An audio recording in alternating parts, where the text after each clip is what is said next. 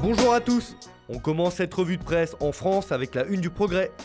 À quelques jours du match aller des huitièmes de finale de la Ligue des Champions, l'Olympique lyonnais se déplace à Metz en ouverture de la 26e journée de Ligue 1. Et pour le journal local, il faut gagner à Saint-Symphorien pour bien préparer la réception de la Juventus mercredi prochain. Les hommes de Rudy Garcia restent sur un match nul contre Strasbourg le week-end dernier, alors ce soir il faut l'emporter pour s'éviter une préparation houleuse à quelques jours du choc contre la vieille dame. On reste dans l'Hexagone avec la une de Nice Matin.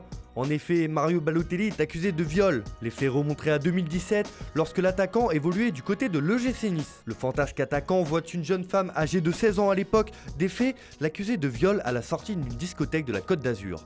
Le joueur, lui, se dit victime de chantage et de tentative d'extorsion. Affaire à suivre.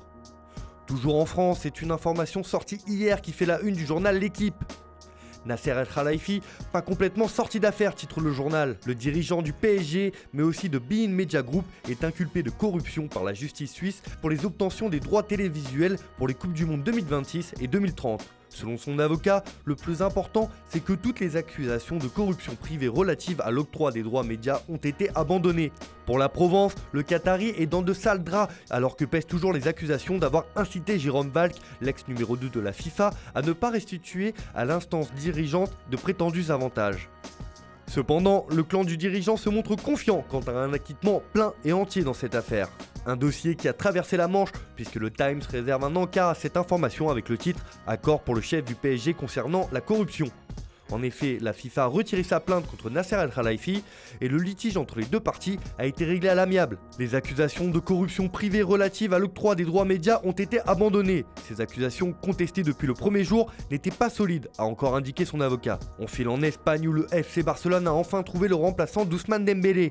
Et il s'agit de l'ancien Toulousain Martin Braithwaite. Le club Blaugrana a levé la clause libératoire du joueur qui s'est levée à 18 millions d'euros et est officiellement un joueur du Barça. Et cela fait enrager la presse madrilène. En une de Marca, il est question de la façon dont s'est déroulé ce transfert, et pour la presse locale, cela n'est pas juste.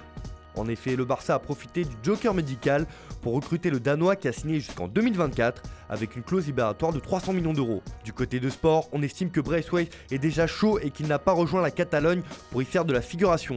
Il aura certainement une carte à jouer en cette fin de saison aux côtés de Lionel Messi et Antoine Griezmann notamment.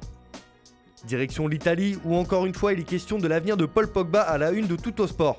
Selon le journal, la Juve a un plan pour attirer le français et il s'appelle Aaron Ramsey. La vieille dame estime que le Gallois est la clé pour Pogba. Manchester United ne serait pas contre l'idée de récupérer l'ancien joueur d'Arsenal et pourrait décider de l'inclure dans la transaction si la Juve tentait réellement sa chance de récupérer Pogba.